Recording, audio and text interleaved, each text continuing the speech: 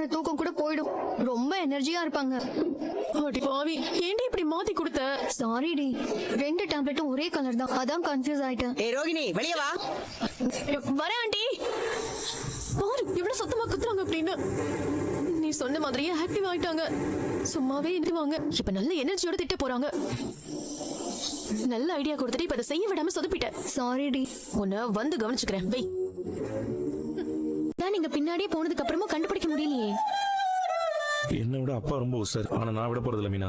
திரும்பவும் நாளைக்கு பரசுமாமா ஃபாலோ பண்ணா தெரிஞ்சிடும். அதனாலதான் செல்வத்திற்கு சொல்லி அவனை ஃபாலோ பண்ண சொல்லியிருக்கேன் நாளைக்கு. நீங்க வேற அத்தைக்கிட்ட மாமா காலையில வந்துருவாருன்னு சொல்லிட்டீங்க. அவர் காலையில வரலன்னா அத்தை இன்னும் டென்ஷன் ஆயிடுவாங்கல்ல. அப்புறம் அத்தைக்கு கோவம் அதிகமாகி மறுபடியும் ரோஹிணி தலையில கொட்டுவாங்க. பார்லர் நம்ம என்ன பண்ணோம், அது தலையில கொட்டுறதுக்கு இந்த மனது தலையில கொட்டலாம். அவனாலதான் எல்லாம் வந்துச்சு. இதெல்லாம் விளையாட்டு ஒண்ணும் இல்லைங்க. இப்ப அத்தைய பாத்தீங்களா எப்படி இருக்காங்கன்னு? சாப்பிடவே இல்லை இன்னைக்கு ஃபுல்லா. ஆமா ஆமா, அப்பா இருக்கும்போது பொழுதுனிக்கு அவரை கரிச்சு கூட்டிட்டே இருக்க வேண்டியது. இப்ப அப்பா கோச்சிட்டு எங்கேயோ போனதுக்கு அப்புறம் உடனே அவர் நினைச்சு கவலைப்பட்டு என்ன பிரச்சனை? நாளைக்கு எப்படியாவது மாமா வீட்டுக்கு வந்துடணுங்க.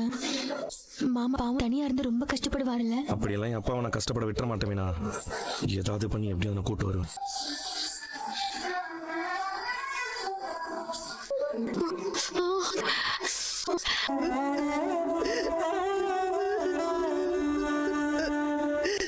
விஜயா, அழாத, நான் வந்துட்டேன்ல.